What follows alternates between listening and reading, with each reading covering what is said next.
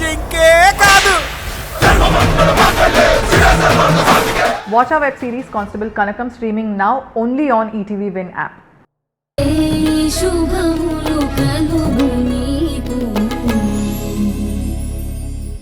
పంతులు గారు, ఎవరు వీళ్ళు? ఏలూరు నుంచి వచ్చారు. ఇద్దరికి పెళ్లి కాలేదు, కలిసి కోనేట్లో దిగారు. పంతులు గారు, నన్ను ఇతను తోసేశాడు. నేను నీళ్ళలో పడిపోయాను, నాతో పాటు ఇతను పడిపోయాడు. నా అంతటి నేను దిగలేదు. అవునండి, తోశాను. ఎందుకంటే ఈమె కావాలని నా కాలడ్డం పెట్టి చేతిలో ఉన్న తాడు కింద పడిపోయేలా చేసింది. నా పూజ పాడు చేసింది. నేనేం కావాలని పాడు చేయలేదు. నాకితని చేతిలో ఆ చెట్టు కట్టాల్సిన తాడుందని తెలియదు. అయినా అంతకు ముందు ఇతను నన్ను గుద్దేశాడు.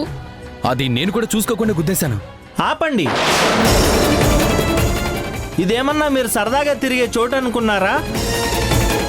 ఈ ఆలయం అంటే మీకు ఆటలుగా ఉందా? ఇది ఎంత మహిమగల గుడో, ఈ కోనేరు మహిమేంటో మీకు తెలుసా? పంతులు గారు, మీరు వేరే ఆలోచనలు ఏం చేయకండి. నేను చేసిన దానికి క్షమాపణ చెప్తాను. దయచేసి వదిలేయండి.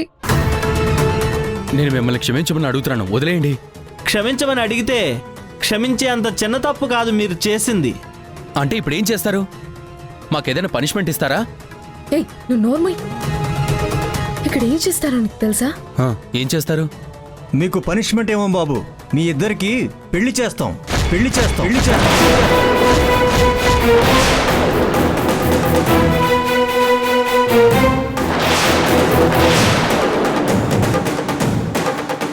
ఏంటి, పెళ్లి చేస్తారా?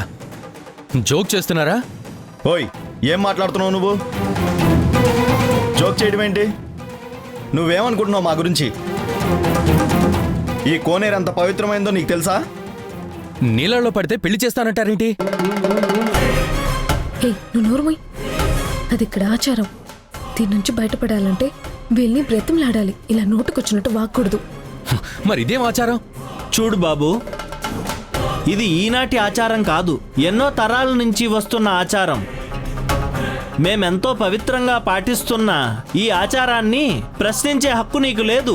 మరి పొరపాటున ఈ నీళ్ళల్లో పడిన వాళ్ళకి పెళ్లి చేసే హక్కు మీకుందా? మాది హక్కు కాదు బాబు, బాధ్యత, నమ్మకం. మీ నమ్మకం ఏంటో, మీ బాధ్యత ఎలా అయిందో నాకు అర్థం కావడం లేదు. మీరేమీ మా పేరెంట్స్ కాదు. మా పెళ్లి మీ బాధ్యత అవడానికి. బాబు, ఈ కోనేరులో దిగేవాళ్ళు దంపతులై ఉండాలి. లేదంటే దంపతులయ్యేవాళ్ళు మాత్రమే ఈ కోనేరులో దిగాలి. పెళ్ళైన వాళ్ళు కూడా ఒంటరిగా ఈ నీళ్ళని తాకకూడదు. అది చాలా పెద్ద అపచారం. నీళ్లు ముట్టుకుంటే అపచారం ఏంటి? దానివల్ల నష్టం ఏంటి? దానివల్ల నష్టం కాదు, అరిష్టం జరుగుతుంది. ఇంతకు ముందు నీలాగే వితండవాదం చేసిన ఒక అతను ఇక్కడే ఈ నీళ్ళల్లో దిగాడు. ఆ తర్వాత అతని కుటుంబం ఏమైందో మాకు తెలీదు. వాళ్ళమ్మ మాత్రం సర్వం కోల్పోయి పిచ్చిదాన్లా ఈ ఊళ్ళోనే రోడ్ల మీద తిరుగుతోంది. అంతకు ముందు కూడా పొరపాటున నీళ్ళల్లో పడి జంట కాకుండా వెళ్ళిపోయిన వాళ్ళకి ఇలాగే జరిగింది. అందుకే అప్పటి నుంచి ఇంకెవరికి అలా జరగకూడదని మేము ఎక్కువగా జాగ్రత్తలు తీసుకోవడం మొదలుపెట్టాం. అందుకే అది మా బాధ్యతగా మారింది. సరేనండి, మీరు ఎవరికి ఎలాంటి బ్యాడు జరగకూడదని జాగ్రత్తలు తీసుకోవడం బానే ఉంది. కానీ దానికోసం నాకేమితో పెళ్లి చేస్తానంటే ఎలా? కాదంటే కుదరదు బాబు. మీరు మా నమ్మకాలని, ఆచారాల్ని అపహాస్యం చేస్తున్నారు. అయ్యో, మీరు నన్ను ఇతనితో కలపకండి. ఇతనికి నమ్మకం లేదేమో. నాకు దేవుడి మీద విపరీతమైన నమ్మకం, భక్తి ఉన్నాయి. కానీ ఇతన్ని పెళ్లి చేసుకోమనకుండా వేరే ఏదైనా శిక్ష వేయండి. అది ఎంత పెద్ద శిక్ష అయినా పర్లేదు, నేను అనుభవిస్తాను. ప్లీజ్ అండి, మీ అందరికి దండం పెడతాను. ఇతనితో పెళ్లి మాత్రం వద్దు. ఈమెకే కాదు, నాకు పెళ్ళొద్దు. అసలు ఈమె నా భార్య అవడం ఏంటి? వీళ్ళకి మాకు బంధుత్వం ఏంటి? వీళ్ళెక్కడా మేమెక్కడా? నా కాళ్ల కింద చెప్పు వాల్యూ కూడా చేయని మనిషి నాకు భార్య ఎలా అవుతుంది? ఏ పిచ్చి పిచ్చిగా వాగేవంటే చెంప పగులుతుంది. ఇక్కడ ప్రాబ్లం ఎంత సీరియస్ గా ఉందో అర్థం చేసుకోకుండా నీ డబ్బు, నీ అంతస్తు, నీ పొగురు చూపిస్తావేంటి? ఇడియట్. ఇక్కడ నీళ్లలో పడిన తర్వాత నువ్వు ఎంత బలిసిన వాడివైనా, ఆ అమ్మాయి ఎంత లేనిదైనా మీ ఇద్దరికి పెళ్లి చేసే తీరాలి. కుదరదు, నేను ఒప్పుకోను. నాకిష్టం లేకుండా పెళ్లి చేస్తే మీ అందరి మీద పోలీస్ కేసు పెడతాను. నువ్వేం చేసినా ఈ పెళ్లి చేసుకోకుండా నువ్వు ఈ చోటు నుంచి బయటికి వెళ్ళలేవు.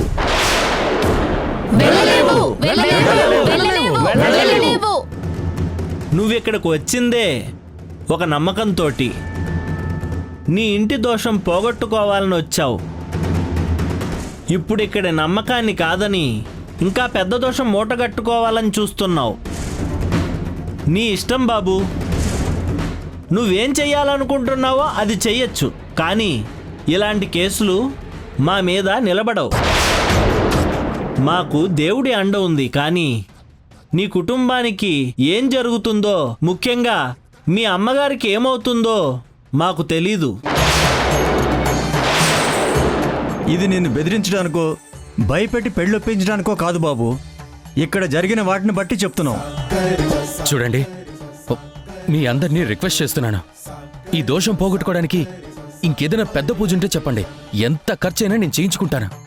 కానీ పెళ్లి మాత్రం తప్పించండి ప్లీజ్. నేను కూడా మీ అందరి కాళ్ళు పట్టుకుంటాను. ఎలాగైనా సరే నాకు ఈ పెళ్లి తప్పించండి. చూడండి, దీనికి వేరే పరిష్కారం ఉండి ఉంటే ముందు మీకు అదే చెప్పేవాళ్ళం. వేరే ఏమీ లేదు కాబట్టే మీకు పెళ్లి చేస్తాం అంటున్నాం. అయ్యో, మీకెలా చెప్పాలండి? ఏమా, హ? నువ్వు ఏలూరులో కృష్ణమ్మ కూతురు కదూ? అవునండి. మీ అమ్మ అక్కడ అమ్మవారికి ఎంతో నిష్టగా చీరనేసి సమర్పిస్తుంది కదూ? ఆ, అవునండి, ఆవిడే. నేను వాళ్ళ అమ్మాయిని, 4 కూతుర్ని. మరిప్పుడు నువ్వు ఇక్కడ ఆచారం కాదంటే అక్కడ గుళ్ళో పెద్దలు మీ అమ్మ నుంచి చీర సమర్పించే ఆచారాన్ని వెనక్కి తీసేసుకుంటారు కదమ్మా. అవునమ్మా, ఈ ఆచారాన్ని చుట్టుపక్కల ఊళ్ళల్లో పెద్దలందరూ గట్టిగా నమ్ముతారు. మనకి జన్మనిచ్చిన వాళ్ళని గౌరవించకపోతే అందరూ ఎలా తిడతారో, మనకు అన్నీ ఇచ్చే దైవాన్ని గౌరవించకపోతే ప్రకృతి కూడా తిడుతుంది, శిక్షిస్తుంది. చూడండి, మీతో వాదన అనవసరం. వీళ్ళిద్దరూ పెళ్లి కాకుండా కోనేట్లోకి దిగారు కాబట్టి నియమం ప్రకారం వీళ్ళు పెళ్లి చేసుకునే ఈ కోనేటి నుంచి బయటికి రావాలి.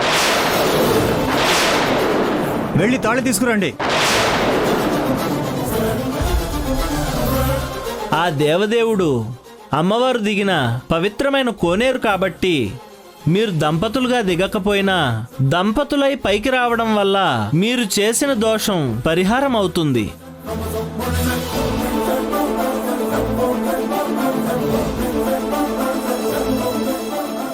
బాబు, మీరిద్దరూ జంటగా వెళ్ళి ఈ తాళిని వాళ్ళకివ్వండి. అలాగేనండి.